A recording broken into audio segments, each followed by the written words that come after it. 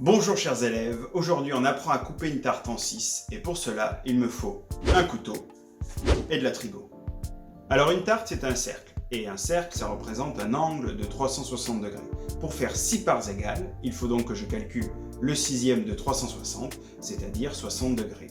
Chacune de mes parts aura un angle de 60 degrés. Et pour les tracer, pour les découper, j'utilise ce bon vieux rapporteur dont j'ai appris la manipulation en 6e. Alors non, je rigolais, on va pas utiliser un rapporteur pour trancher une tarte, c'est bizarre, et puis en plus on n'a pas forcément tout le temps un rapporteur sous la main. On va utiliser quelque chose de bien plus pratique que le rapporteur, la trigonométrie. Nous allons assimiler donc la tarte au cercle trigonométrique, dont nous lirons les cosinus, comme vous le savez, sur l'axe horizontal. Ici par exemple, si ma part faisait 30 degrés, son cosinus aurait une valeur de racine de 3 sur 2. Pour une part d'angle 45 degrés, eh bien le cosinus de l'angle aurait environ une valeur de racine de 2 sur 2.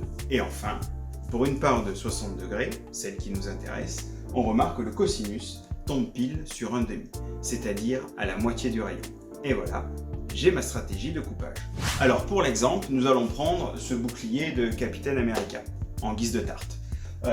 Pour le couper en 6 parts égales, il suffit donc de repérer le milieu du rayon, puis de monter verticalement jusqu'au bord de la tarte, et une fois qu'on touche le bord de la tarte, on tranche en reliant jusqu'au centre.